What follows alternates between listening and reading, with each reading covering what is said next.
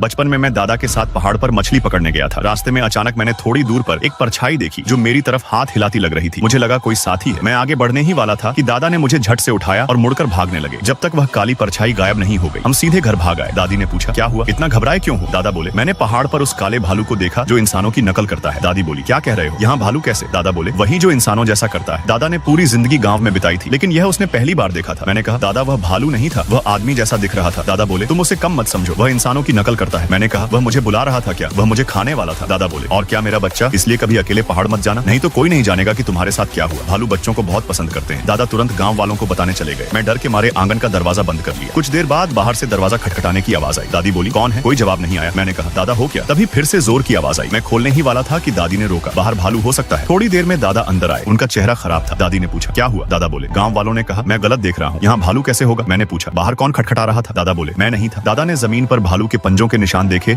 और गांव वालों को बुलाया। सब बोले, सच में भालू है। सब उसे मारना चाहते थे, लेकिन कोई साथ जाने को तैयार नहीं था। दादा बोले, जिनके बच्चे हैं वे मेरे साथ चलो। कई आदमी साथ गए। दादी मुझे लेकर मामा के घर गई। मामा ने हमें देखते ही कहा, यह बच्चा भालू की नजर में है, यहाँ से भागो, दूर भागो। रात में हम निकल पड़े। रास्ते में फिर वही परछाई दिखी। वह धीरे धीरे हमारी तरफ आ रही थी। उसकी चाल इंसान जैसी नहीं थी। मेरा दिल जोर से धड़कने लगा। दादी बोली, अगर कुछ हो जाए तो तुम भाग जाना। तभी घंटी जैसी आवाज आई और वह परछाई गायब हो गई। वहाँ एक आदमी गाड़ी लेकर आ रहा था। उसने कहा, पास के पहाड़ पर भालू है, तुम्हें गाँव छोड़ देता हूँ। हम लौट आए। सुबह खबर आई, पहाड़ पर एक आदमी मरा पड़ा है, उसका पेट फटा था, अंग गायब थे। दादा बोले, वह वही आदमी था जो हमें छोड़ने आया था। गाँव वालों ने कहा, भालू बदला लेता है। सब डर गए और तय किया कि आज उसे पकड़ना ही होगा।